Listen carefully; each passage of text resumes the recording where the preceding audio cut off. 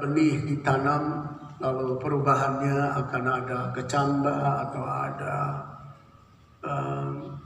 tunas, lalu dari tunas itu berubah menjadi ranting carang dan berubah menghasilkan bunga dan menghasilkan buah. Jadi perubahan itu mesti terus berlangsung dan bertumbuh berkembang di dalam hidup kita. Selama benih itu tidak tumbuh, maka perubahan tidak ada. Tapi waktu benih itu tumbuh, mulai terjadi wanting from everything, change. Salah satu dari setiap yang berubah itu berubah. Dan perubahan itu mengantar kita kepada tujuan. The last destiny, tujuan akhir adalah we have fruit, kita memiliki hasil atau buah. Nah, di bawah tema besar ini,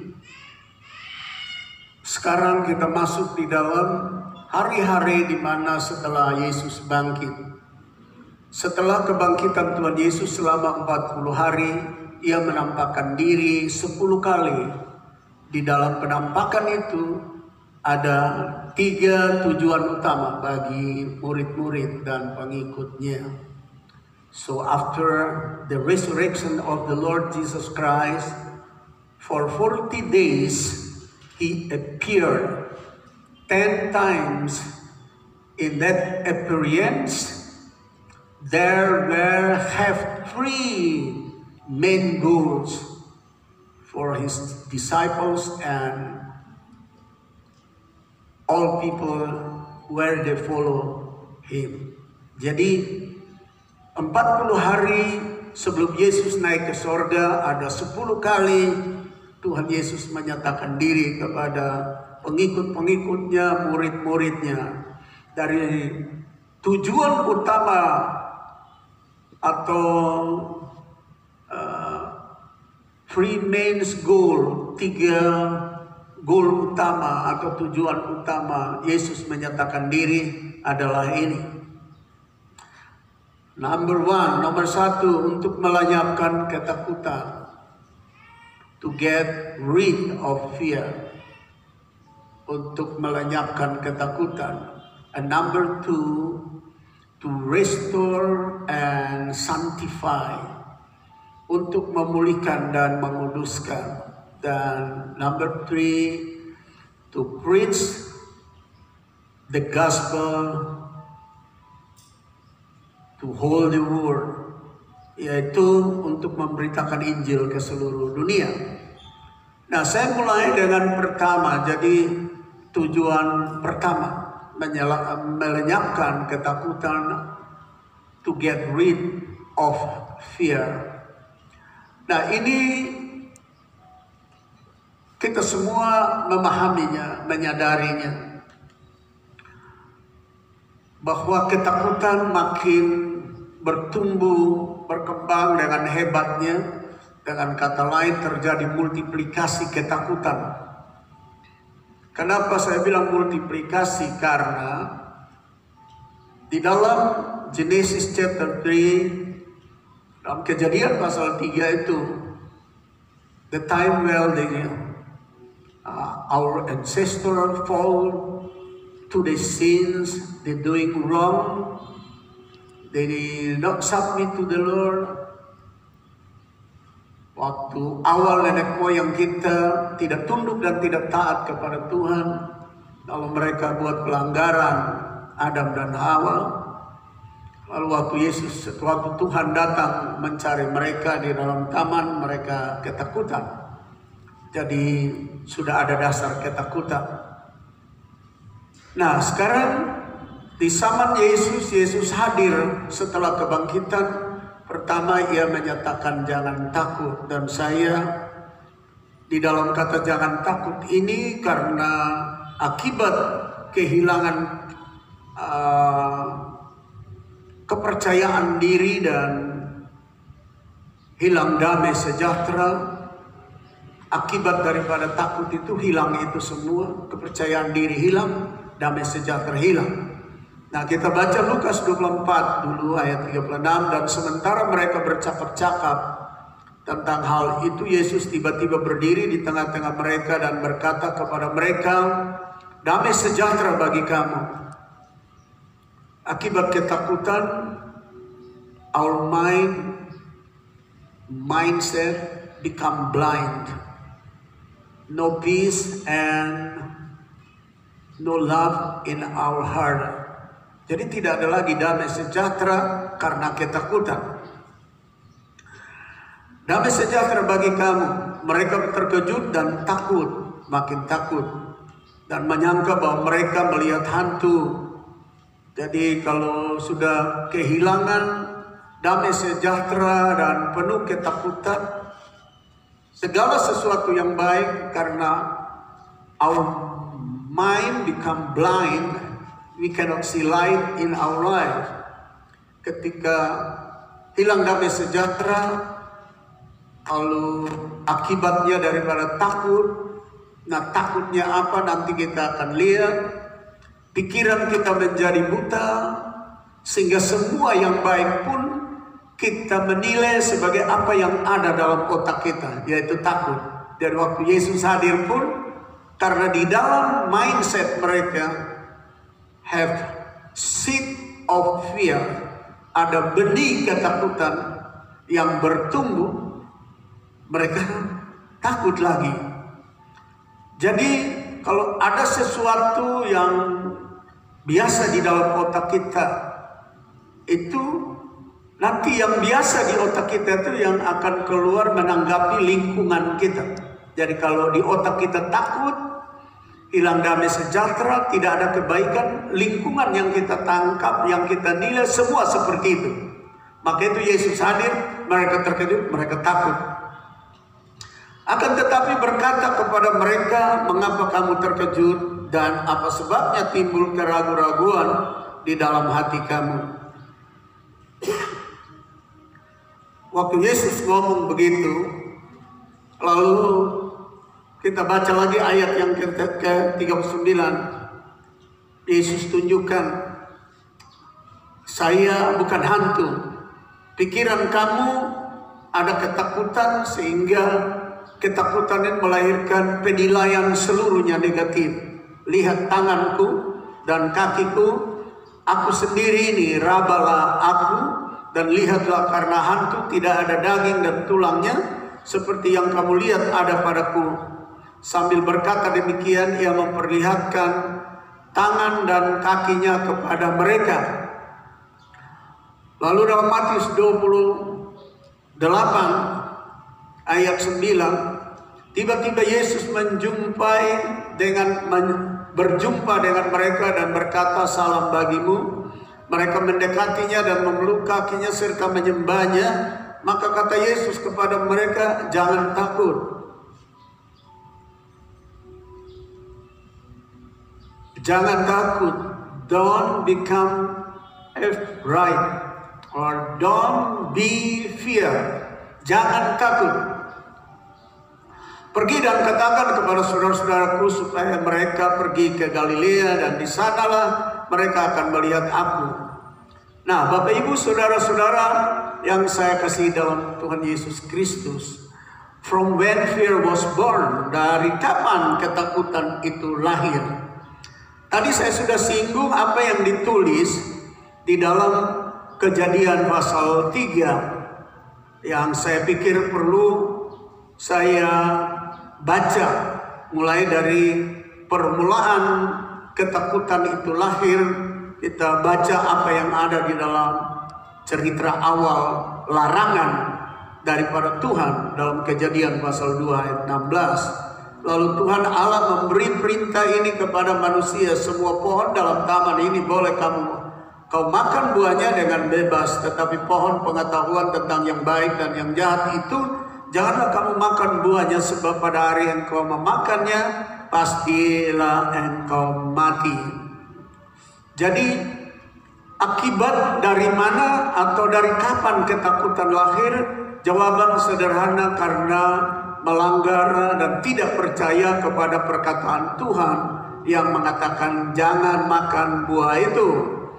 Tapi kita tahu ceritanya, nenek moyang kita Adam dan Hawa memakannya, lalu setelah mereka makan lahir ketakutan, menyembunyikan diri di semak-semak belukar di dalam Taman Eden. Lalu Tuhan Allah datang dan mencari dan mencari mereka.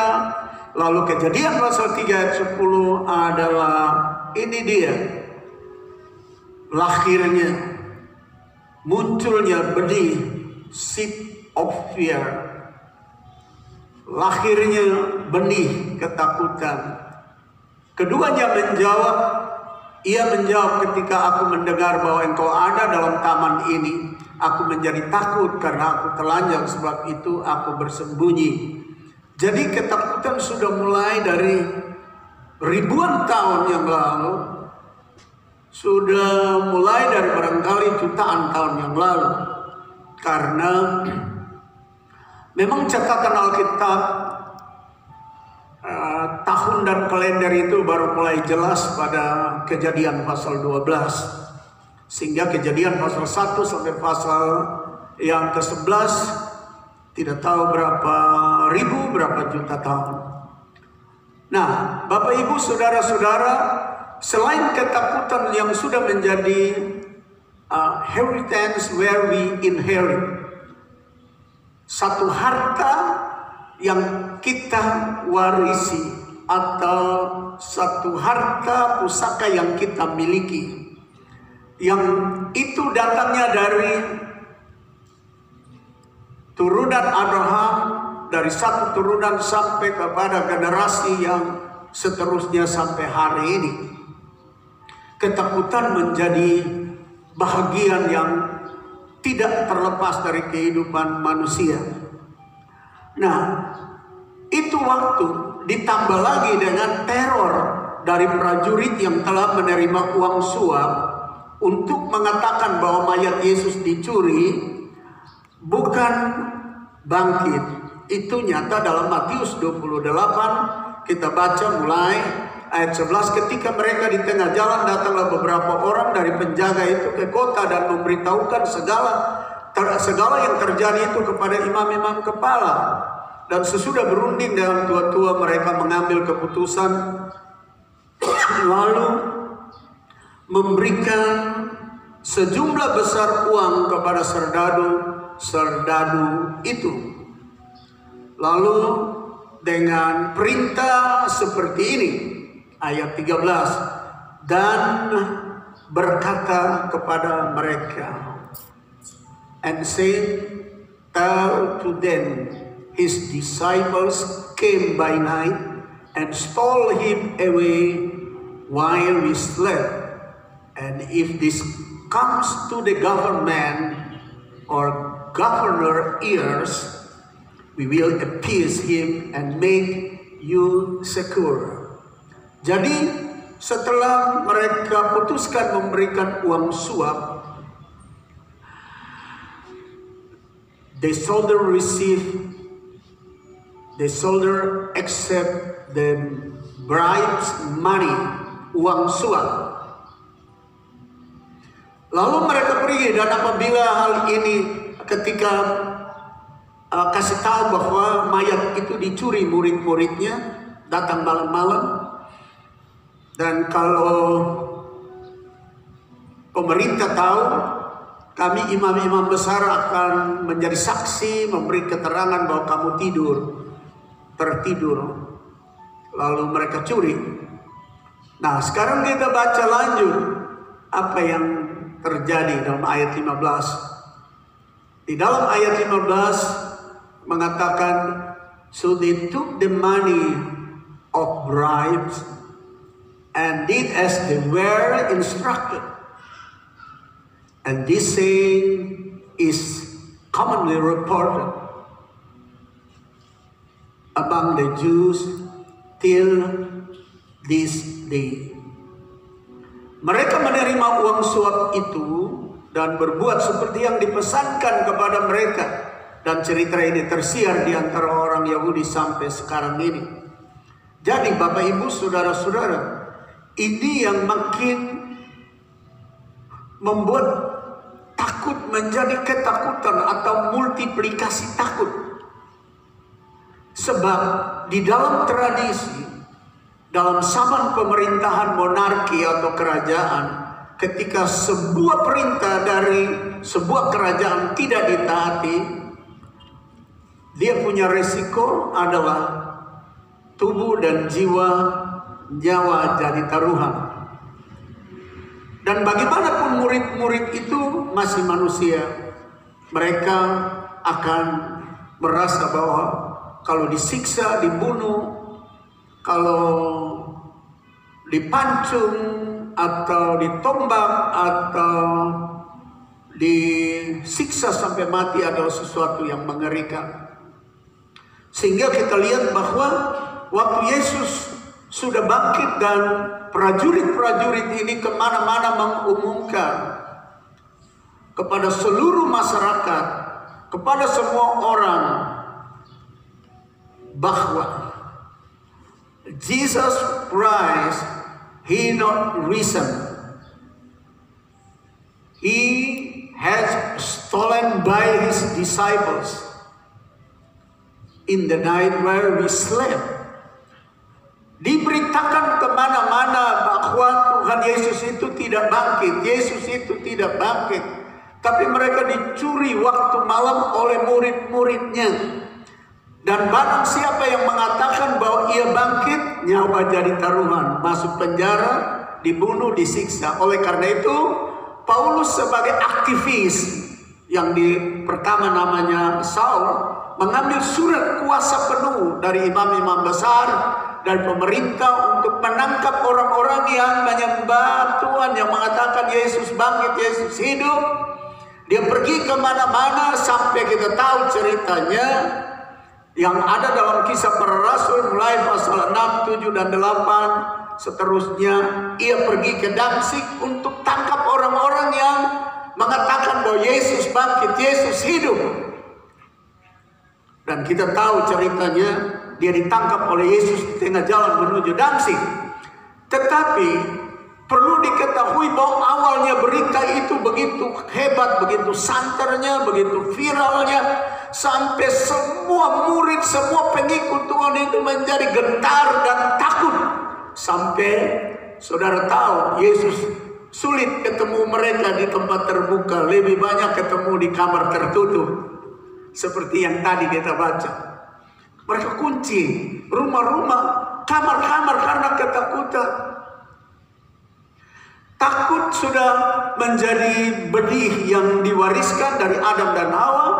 Tambah lagi dengan ancaman daripada peraturan monarki yang mengatakan siapa bilang Yesus hidup, resikonya nyawa jadi taruhan. Prajurit pergi dengan senjata yang lengkap, siap untuk eksekusi orang yang mengaku bahwa Yesus hidup. Itu sebabnya Yesus datang dan berkata, "Don't be scared and be afraid. Don't fear." Dia datang lalu berkata, "Jangan takut, jangan takut, jangan takut. Peace and grace be with you." Damai sejahtera beserta engkau. Karena ketika ketakutan ada, damai sejahtera hilang semua. Ketika ketakutan ada, kita punya pikiran tidak melihat titik terang. Yang ada the thick dark in our mind. We cannot see way out in our life. Yang ada di otak dan hati kita menjadi gelap, menjadi buta. Yang ada adalah awan kelam dan kita tidak bisa lihat jalan keluar. Dan Yesus menyatakan diri dan berkata, "Jangan takut. Damai sejahtera bagi kamu." Sebab kalau ketakutan ada, tidak ada damai sejahtera. Hari ini kita didera bukan dengan prajurit yang dengan senjata membuat pengumuman untuk saudara tidak boleh mengatakan Yesus itu hidup dan bangkit. Tapi hari ini kita dalam satu keadaan yang betul-betul membuat kita gentar dan takut. Virus corona belum habis, badai datang.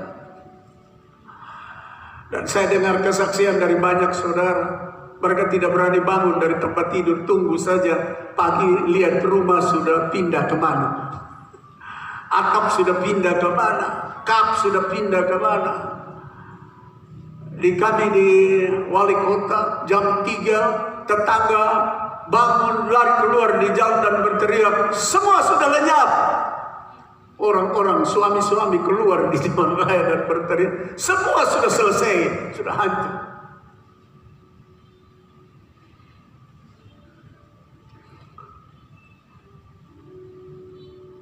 Beberapa saudara kita di Oibufu, rumah mereka untung saja tidak menimpa mereka dengan tembok-tembok dan kap semua roboh. Kalau saudara bisa lihat medsos sekarang, Anda lihat di Flores, di Adunara, berapa banyak jenazah yang dikubur pakai ekskavator. Angin puting beliung, hujan besar, banjir datang, longsor rumah dan orang-orang semua terkubur.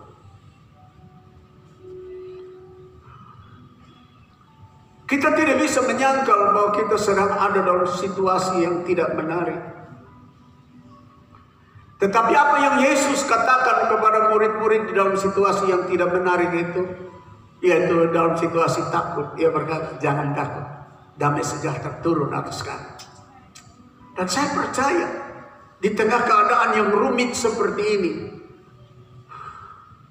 Lord Jesus Christ stand before you and you're in your house and family, and He speak to you. Don't fear, my grace and peace I give to you. Saya percaya Tuhan hadir di tengah-tengah saudara, di hadapan saudara, di dalam keluarga saudara.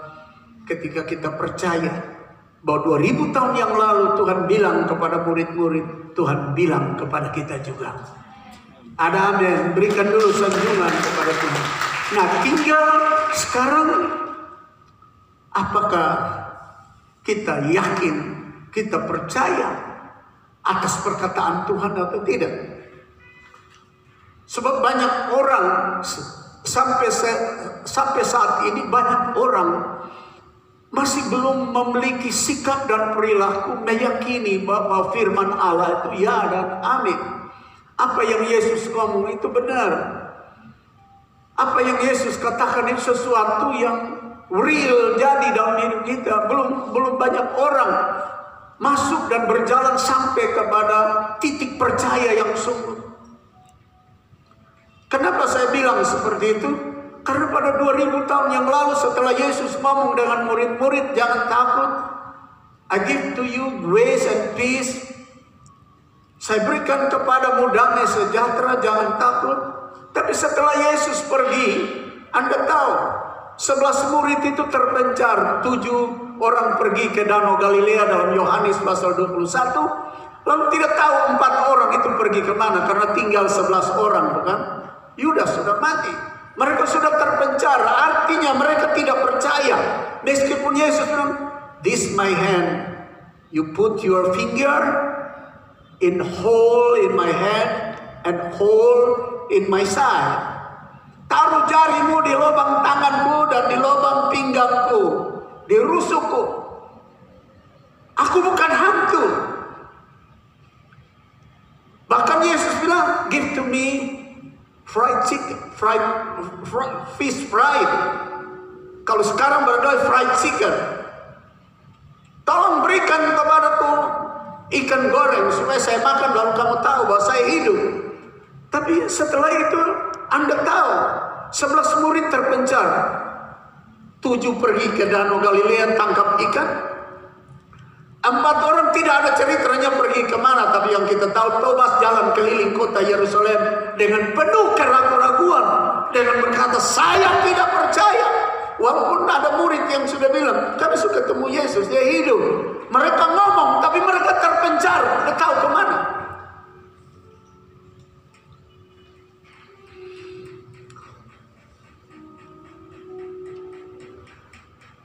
Ketika kita kurang percaya kepada apa yang Yesus ngomong, takut menjadi ketakutan. Takut hal normal yang diwariskan kepada kita, tapi kalau ketakutan sesuatu yang abnormal. Sebab ketakutan itu artinya sudah tidak bisa menghindar dan betul-betul trauma, betul-betul keadaannya kita tidak bisa keluar dari sesuatu yang disebut bahaya. Dan Yesus datang dan berkata, "Don't be afraid, don't fear."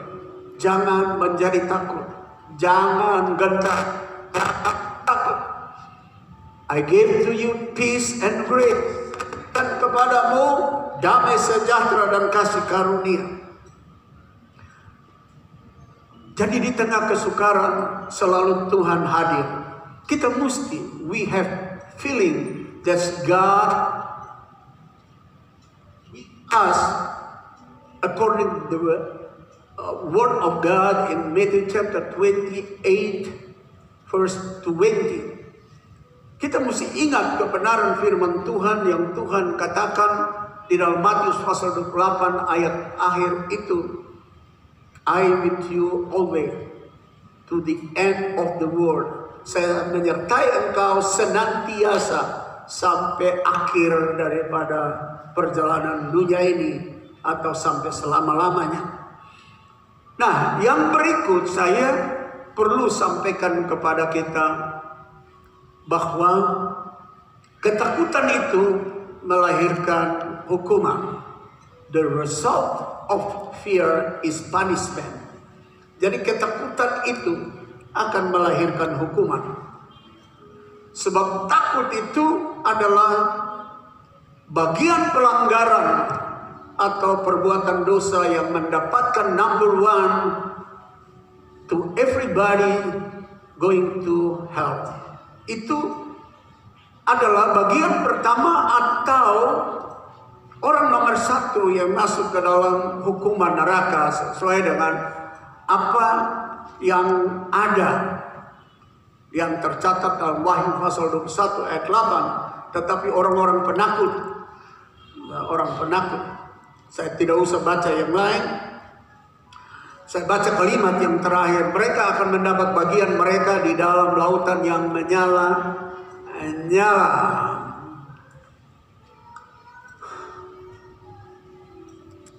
oleh api dan belerang. Inilah kematian yang kedua. Kedua, ternyata ketakutan ini membuat orang susah melakukan kebenaran.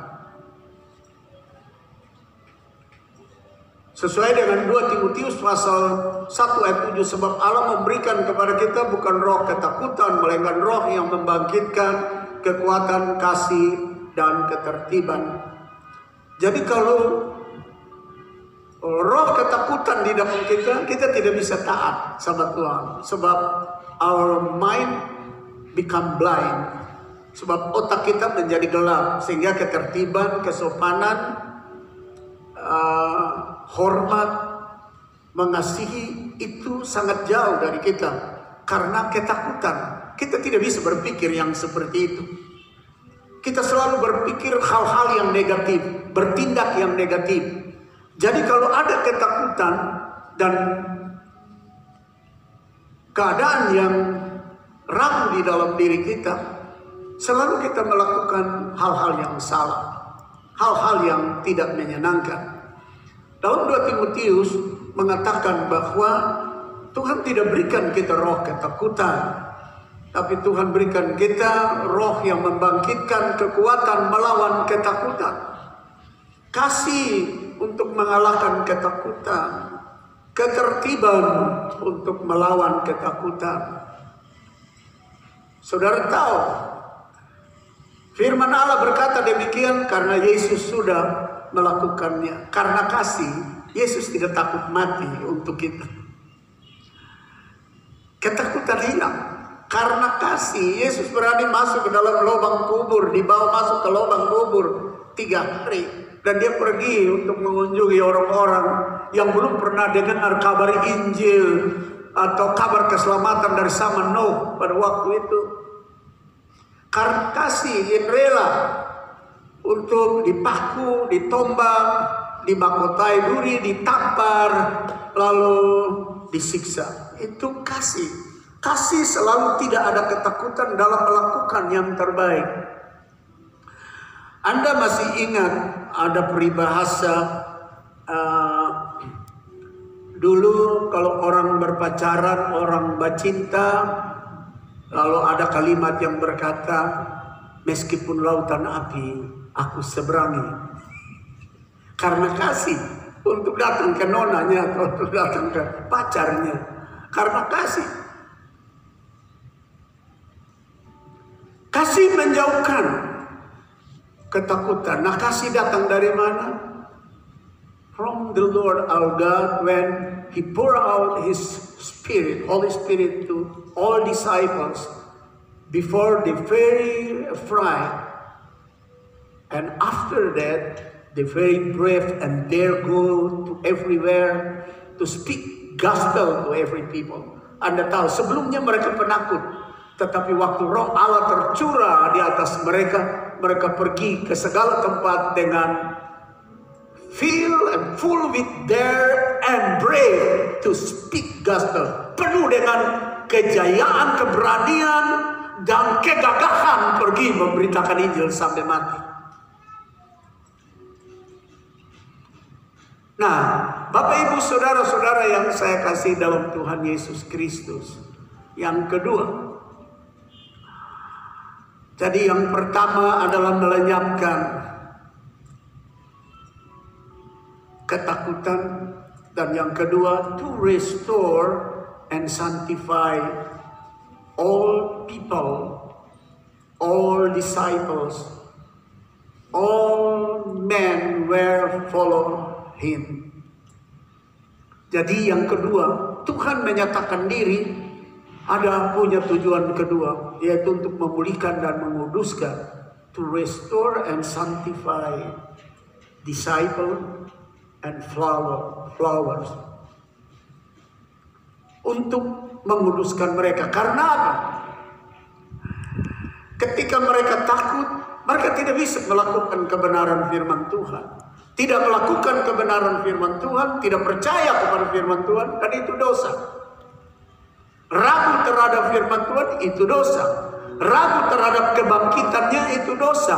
Ragu tentang ia bangkit itu dosa. Dan lebih percaya kepada berita para prajurit atau serdadu Romawi yang mengatakan bahwa dia dicuri, itu dosa. Itu dibuktikan bahwa mereka tidak percaya bahwa Yesus bangkit. Mereka pergi kembali tangkap ikan. Tadi saya sudah singgung John chapter 21 verse 1 to the last. This verse, we know the story inside this chapter. Kita tahu cerita daripada pasal ini. Yesus datang ketemu 7 orang murid yang sudah kembali. They have not interest to become disciple again. Mereka tidak memiliki keinginan untuk menjadi murid lagi. And they back to their old job, old work to fishing.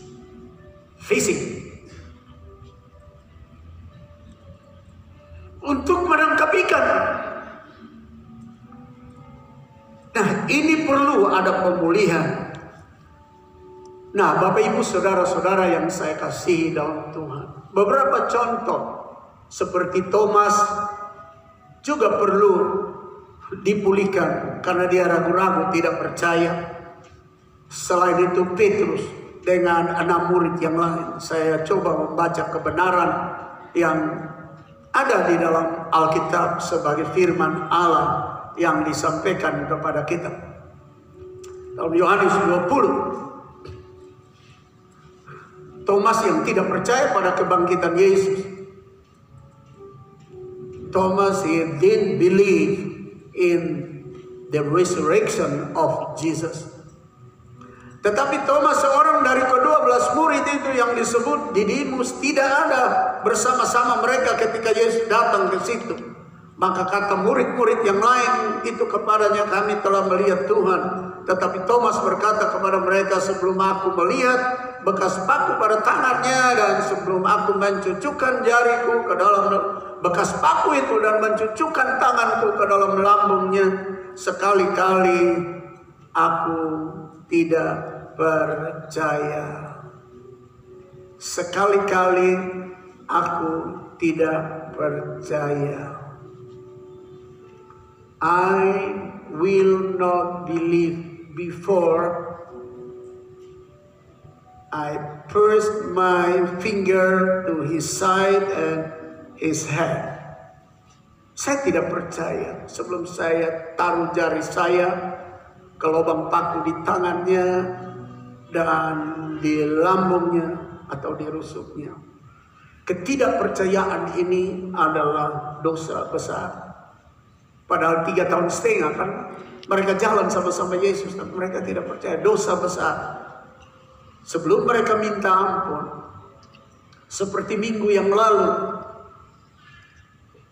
kita dengar khotbah mengenai 7 perkataan di salib. Dan saya singgung bagian pertama, Father, forgive them because they don't know what they do.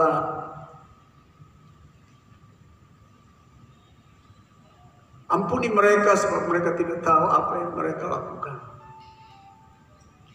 Anda tahu, doa itu disampaikan bukan karena Farisi, Saduki, prajurit-prajurit, orang-orang yang menyiksa Yesus itu minta pengampunan. Tidak kan?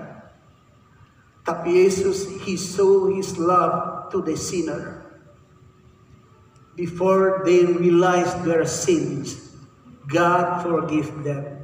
Jadi Tuhan menunjukkan kasih-Nya kepada orang berdosa sebelum orang berdosa menyadari dan memohon pengampunan.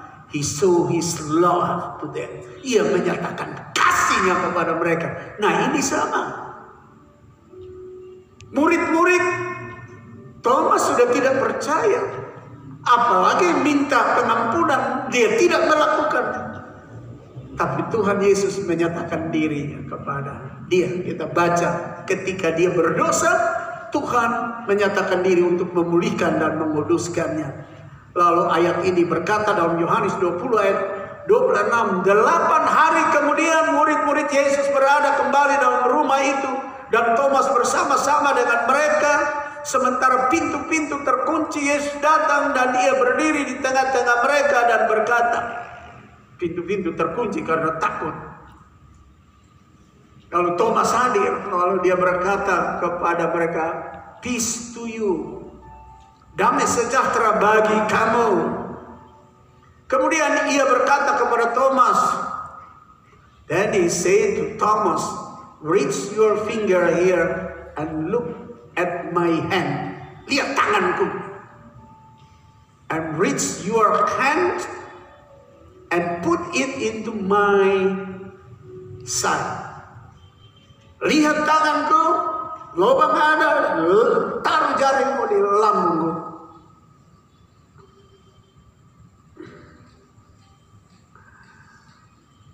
Dan jangan engkau tidak percaya lagi, melainkan percayalah. Lalu Thomas berkata, and Thomas answered and said to him, my Lord and my God. Ya Tuhanku dan yang Allah, ya Allahku. Thomas bilang begitu. Kata Yesus kepadanya, karena engkau telah melihat aku, maka engkau percaya. Berbahagialah mereka yang tidak melihat namun percaya. Blessed are those who have not seen and yet have believed.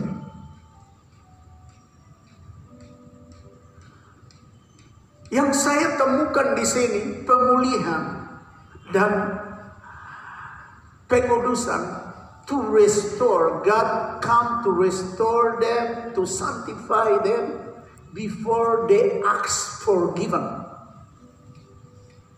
Itu sesuatu yang luar biasa. Sebelum mereka minta ampun, mereka ada dalam posisi tidak percaya, tidak yakin, tidak pernah berdoa, maafkan saya Tuhan. Tapi Tuhan datang dan menyatakan diri supaya ia percaya, dan supaya ia dipulihkan, dan supaya dosanya itu diampuni. Jadi kita punya Tuhan yang punya inisiatif untuk kelepasan kita. Bukan kita yang dahulu memiliki inisiatif untuk dapat pengampunan dan kelepasan, to get restoration and sanctification, untuk mendapatkan pemulihan dan pengudusan. Kita tidak ada upaya itu, sebab kita orang berdosa. Itu selalu diupayakan oleh Tuhan. Itu juga dilakukan seperti yang saya singgung ketika Tuhan Yesus datang ke Danau Tiberias dan ketemu Petrus dengan 6 orang lain, lalu tanya, ada makanan, ada lauk pada kamu? Lalu mereka jawab, tidak ada ikan. Kata Yesus kepada mereka, tebarkanlah jalamu kalau kamu tidak dapat ikan sepanjang malam. Kamu sudah tidak percaya, kamu sudah kembali kepada pekerjaan kamu yang lama, semalam-malaman. Kamu tidak yakin akan kebangkitan aku, kamu tidak berhasil apa-apa. Dan sekarang tebarkanlah jalamu di sebelah kanan perahu, maka akan kamu beroleh. Lalu mereka menebarkannya dan mereka tidak dapat menariknya lagi karena banyaknya ikan. Maka murid yang dikasihi Yesus itu berkata kepada Petrus itu, Tuhan. Ketika Petrus mendengar bahwa itu adalah Tuhan, maka ia mengenakan pakaiannya, sebab ia tidak berpakaian, lalu terjun ke dalam laut. Lalu kita lihat apa yang terus dikatakan oleh Yesus. Kata Yesus kepada mereka, bawalah beberapa ikan yang baru kamu tangkap itu. Simon Petrus naik ke perahu lalu menghela jala itu ke darat, penuh ikan-ikan besar, 153 ekor banyaknya, dan sungguh sebanyak itu jala mereka tidak koyak. Nah, saudara-saudara yang saya kasih dalam Tuhan Yesus Kristus, selanjutnya kata Yesus kepada mereka, marilah dan bersarapanlah. Tidak ada di antara murid-murid itu yang berani bertanya kepadanya, siapakah engkau? Sebab mereka tahu bahwa ia adalah Tuhan. Yesus maju ke depan, mengambil roti dan memberikan kepada mereka. Demikian juga ikan itu. Jadi Yesus menyatakan diri, akibat daripada ketidakpercayaan kamu, apapun yang kamu kerjakan nol besar. Tapi sekarang kamu hanya mendengar perkataanku, tebarkan jala di sebelah kanan perahu, lalu kamu melakukannya meskipun dengan ragu-ragu, kamu mendapatkan hasilnya. Dan sekarang kamu menyaksikan bahwa aku hidup, dan firman Tuhan mengatakan mereka tidak berani tanya siapa dia, karena mereka tahu sekarang itu dialah Tuhan. Jadi tadi mereka tidak percaya, tapi ia hadir untuk memulihkan dan to make sanctification, membuat pengudusan atas kesalahan, kekeliruan, and restore them from the bad thing to good thing, dan mengubah mereka, membaharui mereka, memulihkan keadaan buruk mereka menjadi keadaan yang baik. Dan mulai hari itu, firman Allah tadi kita baca, mereka tidak berani tanya lagi karena mereka tahu bahwa that is Lord, that is God. Mereka tahu sekarang persis itu Tuhan, itu Allah. Lalu kita tahu seluruh pasal ini. Selanjutnya Petrus mewakili 6 murid yang lain dengan Yesus bertanya dengan harus ada jawaban. Love me, Peter? Are you love me, Peter? 3 kali. Lalu Petrus mewakili 6 orang yang sama-sama berkata, engkau tahu kalau kami mengasihi engkau atau tidak.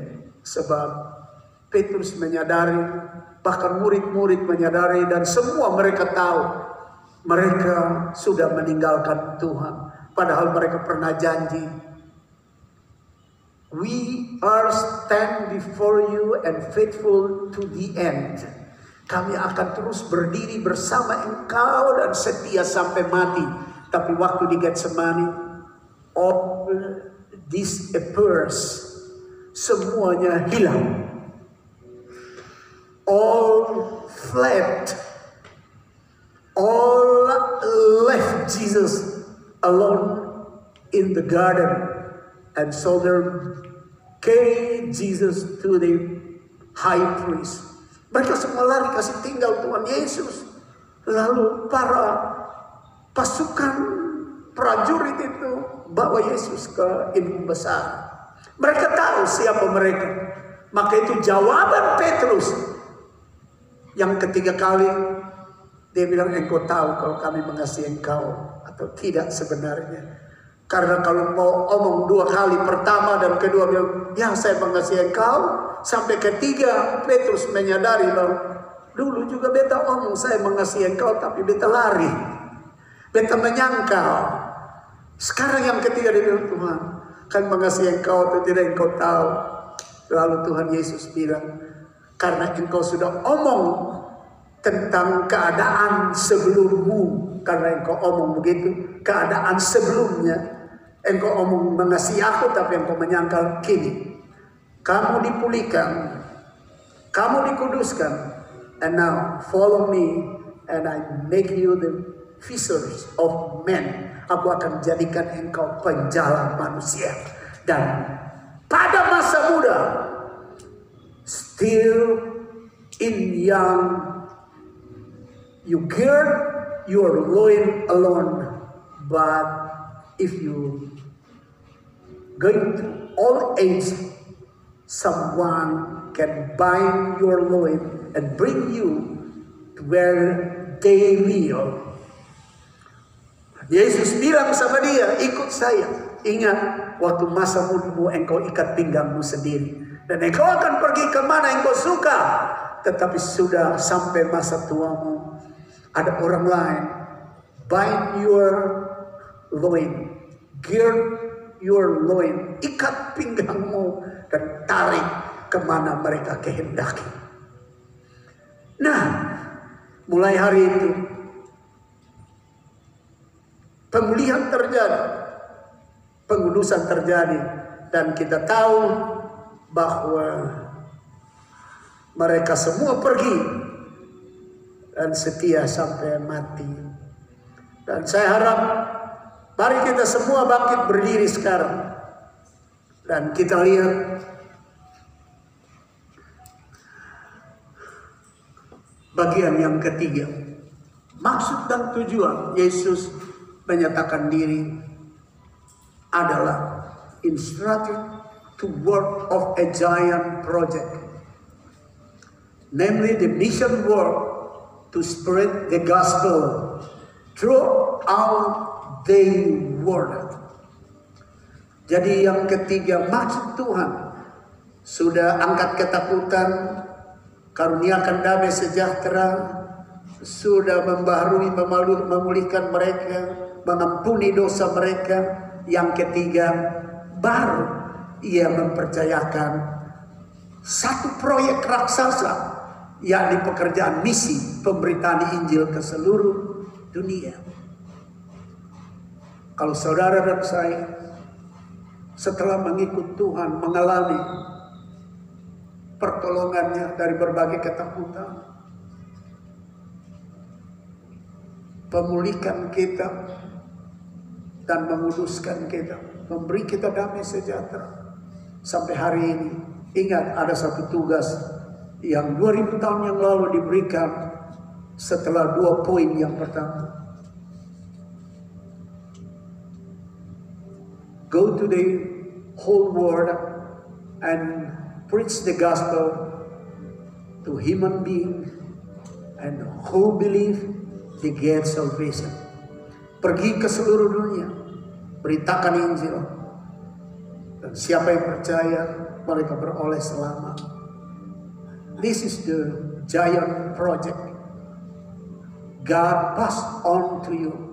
Inilah proyek raksasa yang Tuhan percayakan kepada kita. Tua muda kecil besar, to speak gospel to our family, to our friend, to our kids, to men around us, and every people where we meet them in our activity. Untuk memberitakan Injil kepada anak cucu kita, keluarga kita, teman, sahabat kita, dan orang-orang yang kita jumpai di tengah aktivitas dan tugas kita.